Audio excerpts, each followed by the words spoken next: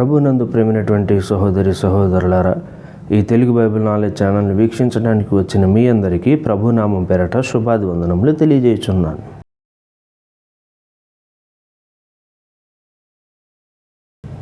ప్రభునందు ప్రేమైనటువంటి వారులారా, ఈరోజు మన అంశము పౌలు గారిది ఏ గోత్రము. ఈ విషయం చాలామందికి తెలిసే ఉండొచ్చు, చాలామందికి తెలియకపోవచ్చు. కొంతమంది అయితే సందేహంలో ఉన్నారు, ఇంతకీ పౌలు గారిది ఏ గోత్రము అని. కొంతమంది ఏమో పౌలు గారి యొక్క గోత్రము యోధా గోత్రం అని చెప్తున్నారు, కొంతమంది ఏమో బెన్యామీను గోత్రము అని చెప్తున్నారు. అసలు ఇంతకీ ఏది కరెక్ట్ అనేది ఈరోజు మనం బైబిల్లోనే రుజువు చూద్దాం. ప్రభునందు ప్రియమైనటువంటి వారులారా, ముందుగా పౌలు గారు ఒక చోట నేను యూదుడను అని చెప్పి సెలవిచ్చిన సందర్భాన్ని ఒకసారి మనం చూద్దాం. అపోస్తలుల కార్యముల గ్రంథము 21వ అధ్యాయము 39వ వచనాన్ని ఒకసారి మనం చదువుకుందాం. చూడండి. అందుకు పౌలు, నేను కిలికియలోని తార్సువాడనైన యూదుడను, ఆ గొప్ప పట్టణపు పౌరుడను. ప్రభునందు ప్రేమైనటువంటి వారిలో ఇక్కడ మనం చూసినట్లయితే పౌలు గారు ఒక మాట తెలియజేస్తున్నారు. ఏంటి అంటే, కిలికియలోని తార్సువాడనైన యూదుడను, ఆ పట్టణపు పౌరుడను అని చెప్పి ఇక్కడ పౌలు గారు తెలియజేస్తున్నారు. యూదుడు అని చెప్పి ఇక్కడ ప్రస్తావించాడు. ప్రభునందు ప్రియమైనటువంటి వారులారా, సో దీన్ని బట్టి చూస్తే పౌలు గారి యొక్క గోత్రము యోధా గోత్రము అని చెప్పి అభిప్రాయపడుతున్నారు. మరి ఇంకొక చోట ఎలా రాయబడి ఉందంటే అది కూడా పౌలు గారు చెప్పిన మాటేనండి. రోమపత్రిక 11వ అధ్యాయము 1వ వచనాన్ని ఒకసారి మనం చూద్దాం. రోమపత్రిక 11వ అధ్యాయము 1వ వచనం. అలాగైన ఎడల నేను అడుగునదేమనగా, దేవుడు తన ప్రజలను విసర్జించిన అట్లనరాదు. నేను కూడా ఇశ్రాయేలీయుడను, అబ్రహాము సంతానమందలి బెన్యామీను గోత్రమునందు పుట్టినవాడను. ఇక్కడేమో బెన్యామీను గోత్రములో పుట్టిన వాడను అని చెప్పి పౌలు గారు ప్రస్తావించారు. అపోస్తలుల కార్యముల గ్రంథమునేమో యూదుడను అని చెప్పి తెలియజేశారు. ఇంతకీ ఏది కరెక్ట్? యూదుడు కరెక్టా, బెన్యామీనుడు కరెక్టా? ప్రభునందు ప్రియమైనటువంటి వారులారా, బెన్యామీను గోత్రము కరెక్టా, యోధా గోత్రము కరెక్టా పౌలు గారిది? ఇక్కడ 2 సందర్భాల్లో కూడా చెప్పింది పౌలు గారే. అక్కడ అపోస్తలుల కార్యంలో చెప్పింది పౌలు గారే, రోమపత్రికలో కూడా చెప్పింది పౌలు గారే. మరి ఎంతకీ ఏది కరెక్ట్? సో దీన్ని బట్టి చూస్తే కొంతమంది ఏమో యోధా గోత్రం అని చెప్తున్నారు, కొంతమంది ఏమో బెన్యామీను గోత్రం అని చెప్పి తెలియజేస్తున్నారు. ఈరోజు మనం దానిని పౌలు గారి అసలు ఏ గోత్రమో మనం తెలుసుకుందాం. ఇప్పుడు చదవబడిన వచనంలోనే రోమపత్రికలో ఏం చెప్తున్నాడు అంటే క్లారిటీగా చెప్పేశాడండి. నేను బెన్యామీను గోత్రమునందు పుట్టిన వాడను అని చెప్పి తెలియజేశాడు. అయితే అపోస్తలుల కార్యములో నేను యూదుడను అని చెప్పి తెలియజేశాడు. ఆ పట్టణపు పౌరుడను అని చెప్పి తెలియజేశాడండి. ఇక్కడ మనకు జాగ్రత్తగా క్లారిటీగా గమనించినట్లయితే పౌలు గారిది వచ్చేసరికి బెన్యామీను గోత్రమే. మరి అపోస్తలుల కార్యంలో యూదుడు అని చెప్పి ఎలా చెప్పాడు?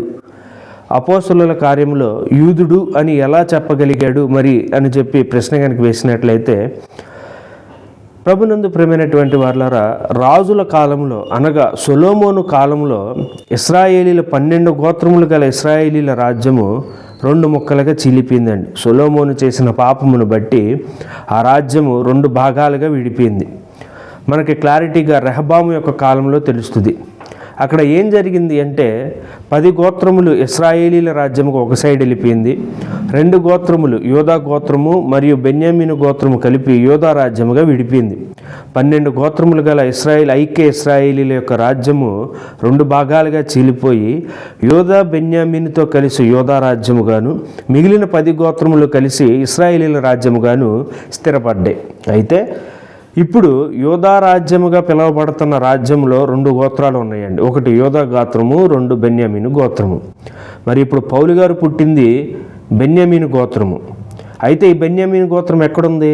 యోధా రాజ్యంలో ఉంది. సో యోధా రాజ్యంలో ఉన్న ప్రజలందరినీ కూడా ఏమని పిలుస్తారు? యూదులు అని పిలుస్తారు. మరి ఇశ్రాయేలీల రాజ్యంలో ఉన్న 10 గోత్రాలు ఉన్నాయి కదా, ఆ 10 గోత్రంలో ఉన్న మనుషులందరినీ కూడా ఇశ్రాయేలీలు అని చెప్పి పిలుస్తారు. జాగ్రత్తగా గమనించండి ప్రభునందు ప్రియమైనటువంటి వారులారా, దీనిలో పెద్ద కన్ఫ్యూజన్ అయితే ఏమీ లేదు. యోధా రాజ్యంలో 2 గోత్రాలు ఉన్నాయి, యోధా గోత్రము, బెన్యామీను గోత్రము. ఈ 2 గోత్రముల వారిని యోధా రాజ్యంలో ఉన్నారు కాబట్టి వారిని అందరినీ యూదులు అని చెప్పి పిలుస్తారు. ఇటుపక్క ఇశ్రాయేలీల రాజ్యంలో 10 గోత్రాలు ఉన్నాయి. మీకు ఎగ్జాంపుల్గా రూబేను, షిమ్యోను, ఎఫ్రాయిము, మనీషే, ఇలా ఎఫ్రాయిం అర్ధగోత్రము, మనీషే అర్ధగోత్రము, ఇలా 10 గోత్రాలు ఉన్నాయి కదా. దానిలో ఆ 10 గోత్రములో ఉన్న వారిని అందరినీ కూడా ఇశ్రాయేలీలు అని చెప్పి పిలుస్తారు. సో పౌలు గారు పుట్టింది బెన్యామీను గోత్రం, ఉంటుంది యూదా రాజ్యములో కాబట్టి యూదుడు అని చెప్పి పిలువబడ్డాడండి. ఇక్కడ జరిగిన సందర్భం ఏంటి అంటే పౌలు గారు అక్కడ నేను కూడా యూదుడనే అని చెప్పి తెలియజేశాడు. అంటే నేను కూడా యూదా రాజ్యములోనే ఉన్నవాడను అని చెప్పి పౌలు గారు తెలియజేసిన సందర్భం అది. అయితే పౌలు గారి యొక్క గోత్రము బెన్యామీను గోత్రము ఉంటుంది యూదా రాజ్యంలో కాబట్టి యూదుడు అని చెప్పి పిలువబడ్డాడు. అందుకే అతను యూదుడు అని చెప్పి తెలియజేశాడు. మీకు బెస్ట్ ఎగ్జాంపుల్ ఒకటి ఇస్తానండి. మనం భారతదేశంలో ఉంటున్నాం, ఇండియాలో ఉంటున్నాం అంటే మనల్ని ఏమని పిలుస్తారంటే భారతీయులు అని పిలుస్తారు, లేదా ఇండియన్స్ అని చెప్పి పిలుస్తారు. మనల్ని అందరినీ, భారతదేశంలో ఉన్న ప్రతి రాష్ట్రంలో ఉన్న వారిని అందరినీ కూడా ఇండియన్స్ అని చెప్పి పిలుస్తారు. అయితే దానిలో నీ గురించి నువ్వు చెప్పాలి అన్నప్పుడు నేను ఆంధ్రాలో పుట్టినవాడను, నేను ఆంధ్రాలో ఉన్నవాడను అని చెప్పి నువ్వు చెప్తావు. నువ్వు భారతీయుడివే. నువ్వు బయటికి వెళ్ళినప్పుడు ఏం చెప్తావు, విదేశాలకు వెళ్ళినప్పుడు ఏం చెప్తావు, నేను భారతీయుడినే అని చెప్పి చెప్తావు. కానీ ఇంకా నిన్ను విడమర్చి అడిగితే నువ్వు ఎక్కడ ఉన్నవాడు అని చెప్తావు, ఆంధ్రప్రదేశ్లో ఉన్నవాడని అని చెప్పి చెప్తావండి. సో ఇక్కడ కూడా అదే జరిగింది. పౌలు గారు నేను యూదుడను అని చెప్పాడు అంటే అక్కడ అర్థం యోధా ప్రదేశంలో ఉన్నవాడు, యోధా రాజ్యంలో ఉన్నవాడు అని అర్థం. అతని గోత్రం వచ్చేసరికి బెన్యామీను గోత్రం. సందేహం ఎవరికైనా ఉన్నట్లయితే ఈ సందేహం తీరింది అని చెప్పి నేను అనుకుంటున్నాను. ఇంకా మీకు సందేహాలు ఏమైనా కలిగినట్లయితే కామెంట్ రూపంలో తెలియజేయండి. ప్రభు యొక్క కృపను బట్టి వీలైనంత త్వరగా ఆ సందేహాన్ని తీర్చడానికి ప్రయత్నిస్తాను.